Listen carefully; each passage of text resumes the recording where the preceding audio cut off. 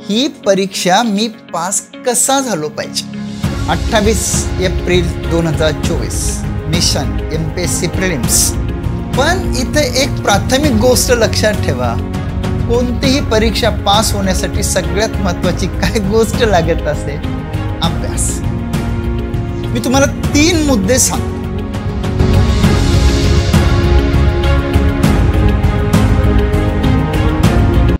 नमस्कार विद्यार्थी मित्रांनो, दिवाळीचं पवित्र पर्व संपलं. या काळात एक चांगली घटना घडली, ती म्हणजे 2024चे परीक्षांचे वेळापत्रक आले. आपल्यासाठी आनंदाची घटना. आता हे परीक्षेचं वेळापत्रक आल्यानंतर आपल्या मनात सगळ्यात पहिले एक प्रश्न निर्माण झाला. कोणता? ही परीक्षा मी पास कसा झालो पाहिजे. कसा झालो पाहिजे. हे सगळं जग आशेवर चाललं, आपलंही जीवन. तर हा प्रश्न खूपच महत्त्वाचा, बरोबर. चलो, या अनुषंगाने आज आपण राज्यसेवा 2024 जी 28 एप्रिलला होणार आहे त्याच्या नियोजनाची चर्चा करणार आहे. त्या अगोदर राजमुद्रा ऑनलाईन MPSC UPSC या टेलिग्राम चॅनलला, मनोहर भोळे टॉक शोला सबस्क्राईब करायचं. मनोहर भोळे ऑफिशियल टेलिग्राम चॅनल आहे, त्यालाही सबस्क्राईब करून ठेवा. आपण त्याच्यावर खूपच कमी आणि खूपच कामाच्या गोष्टी टाकत असतो. शिवाय राजमुद्रा अकॅडमीचं फेसबुक पेज आहे, इन्स्टा पेज आहे. मनोहर भोळे फेसबुक अकाउंट आणि इन्स्टाला सुद्धा आहे. हे याच्यासाठी सोशल मीडिया हे एकमेकांना कनेक्ट राहण्याचं सर्वात चांगलं साधन आहे. फक्त त्याचा वापर मर्यादित पाहिजे. क्लिअर? चलो, 28 एप्रिल 2024 मिशन MPSC प्रिलिम्स. विद्यार्थी मित्रांनो, माझ्या अभ्यासानुसार आता येणारी 2024ची जी प्रिलिम्स आहे ते देणारे 2 वर्ग आहेत. वर्ग म्हणजे विद्यार्थी मित्रांचा नवीन वर्ग, विद्यार्थी मित्रांचा जुना वर्ग. बरोबर? साहजिकच आहे. प्रत्येकाला वाटते मी ही प्रिलिम्स कशी पास होईल.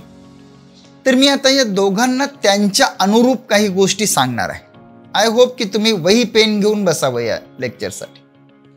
सगळ्यात पहिले न्यू कमर्स, नए दोस्तों के लिए पहिली बात.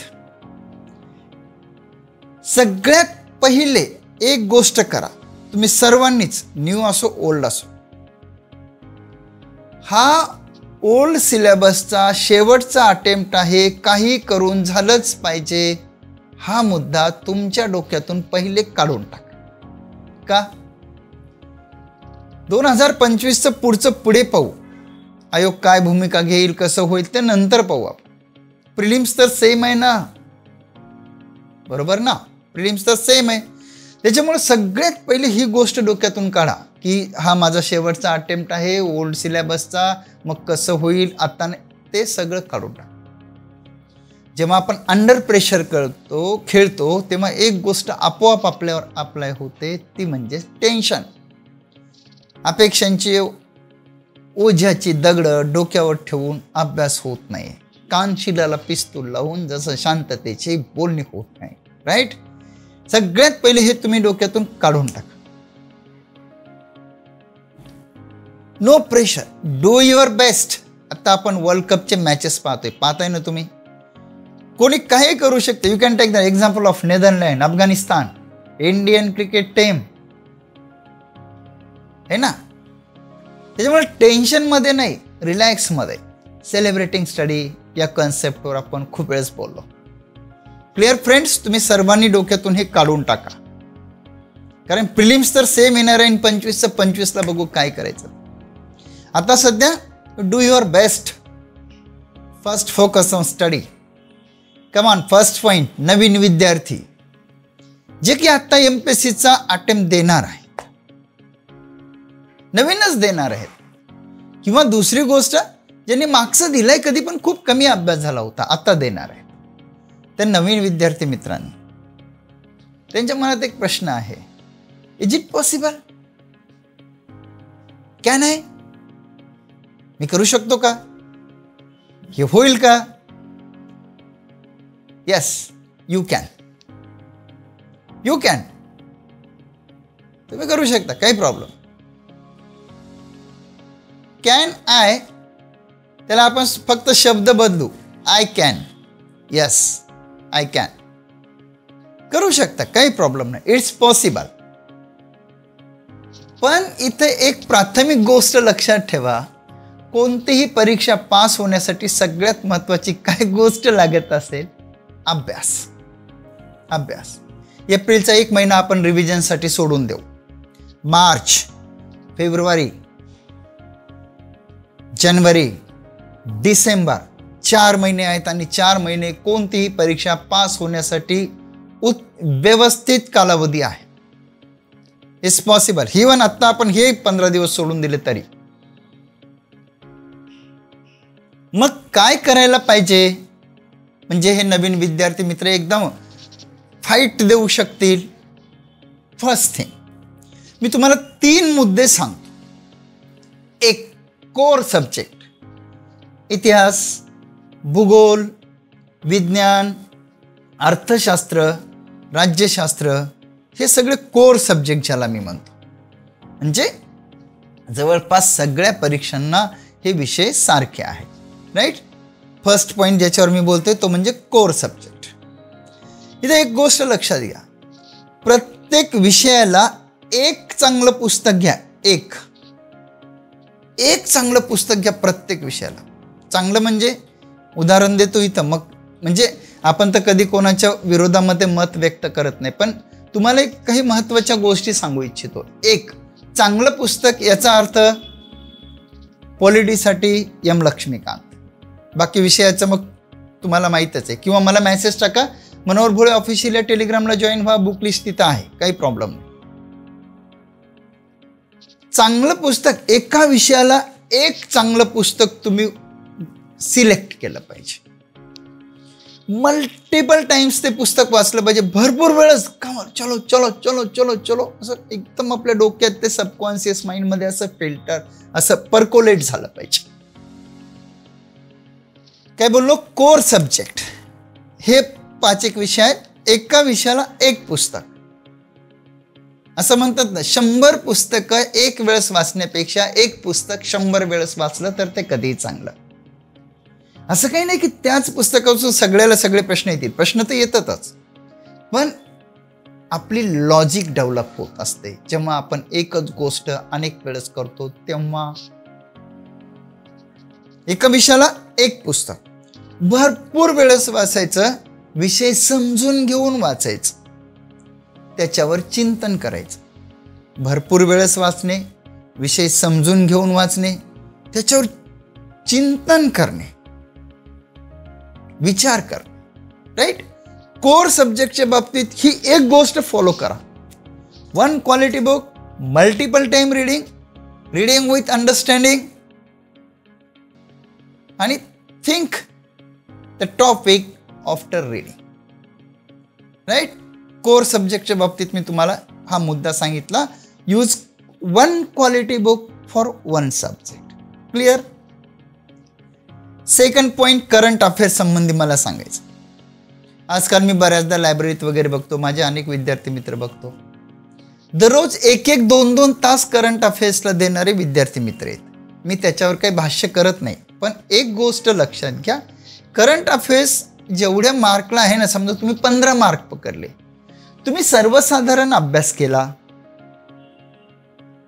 एक मॅगझिन वाचलं, एक परीक्षेच्या काळात येणारं कोणतंही कंपायलेशनचं पुस्तक वाचलं, या 2 गोष्टी म्हणजे मॅगझिन आणि कंपायलेशनचं पुस्तक केलं तरी तुमचे 10 ते 12 प्रश्न नक्की येतात.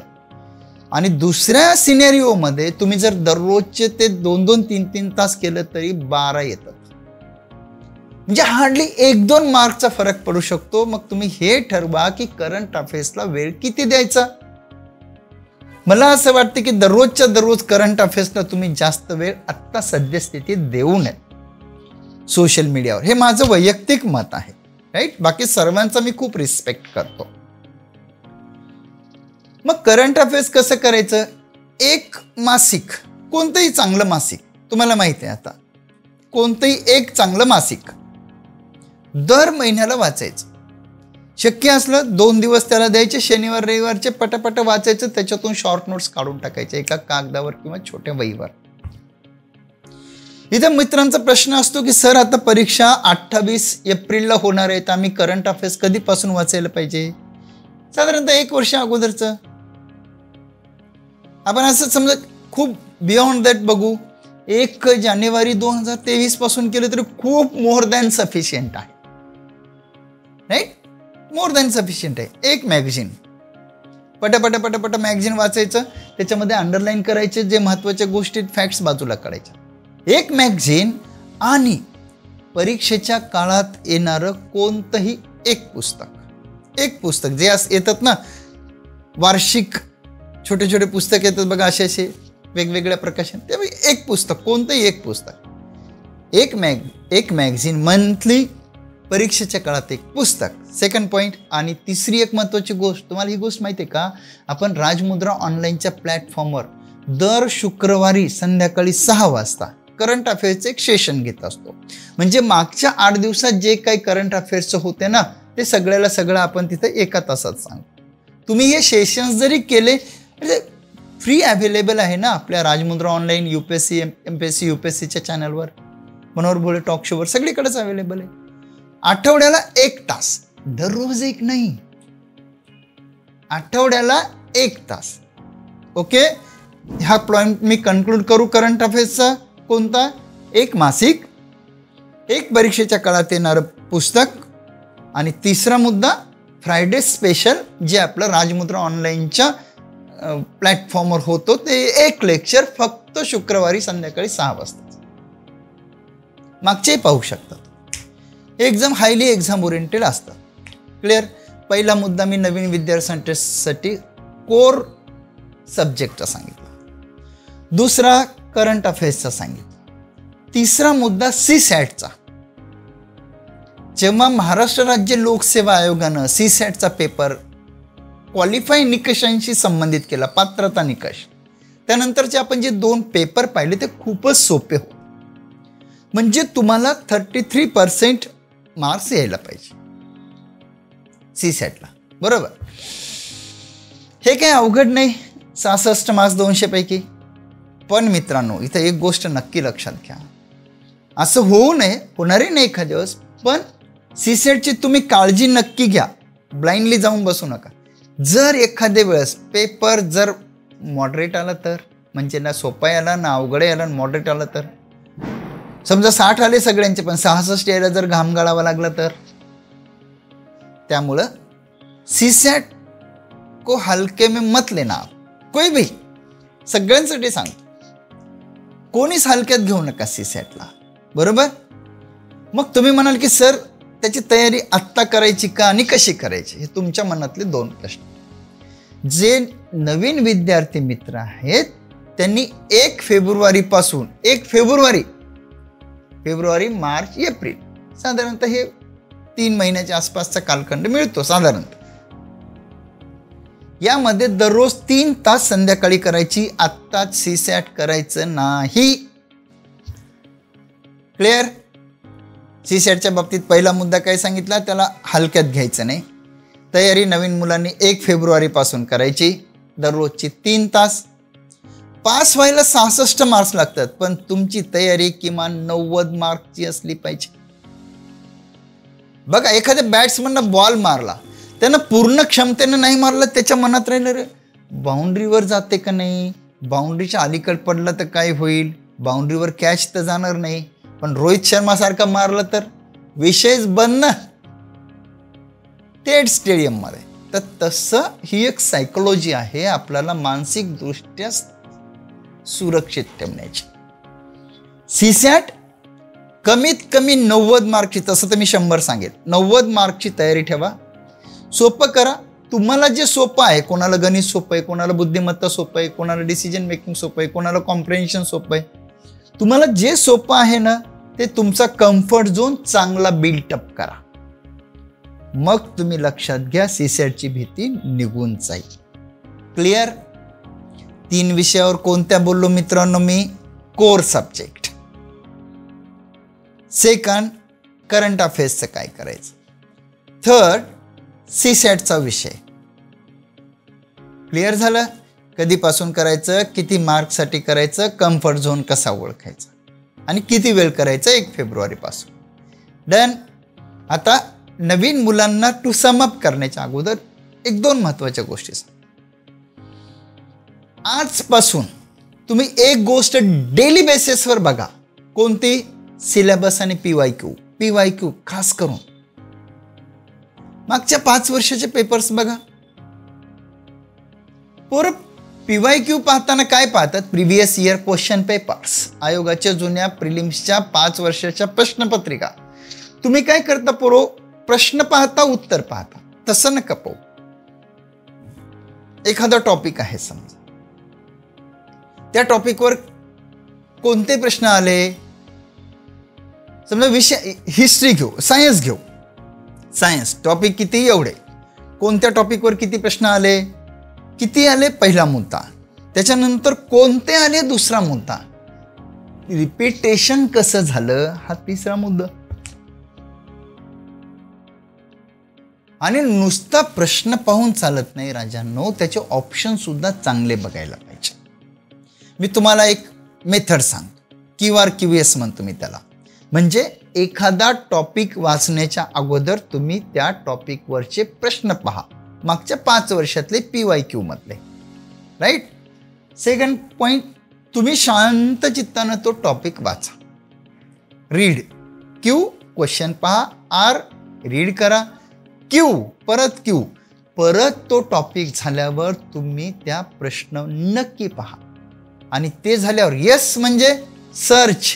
म्हणजे काय?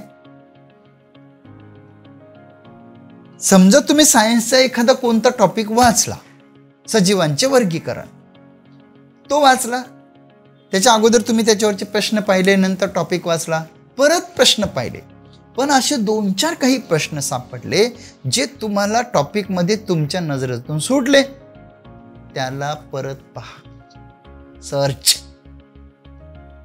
शोधा त्याला, त्या टॉपिकमध्ये कुठं गेला पठ्य ते. राईट ना? अशा प्रकारे करा. नवीन विद्यार्थी मित्रांनो, सगळ्यात पहिले डोक्यातून हे काढून टाका की असंच झालं पाहिजे, तसं झालं पाहिजे. प्रिलिम्स निघेल का? Will try our best. निघेल. काय करायचं? कोर सब्जेक्ट फर्स्ट पॉइंट, करंटच्या बाबतीत सेकंड पॉइंट, आणि थर्ड पॉइंट CSETच्या बाबतीत सांगितलं. आणि लास्टला काय सांगितलं? तुम्हाला PYQ आणि सिलेबस दररोज बघायला पाहिजे. आणि एक QRQS मेथड सांगितली. बरोबर? हा. चला नवीन विद्यार्थी मित्रांनो, तुम्हाला ही 28 एप्रिल 2024ची पूर्व परीक्षा राज्यसेवेची पास होण्यासाठी खूप खूप शुभेच्छा. You can ask for any type of help any time. Okay, all the best.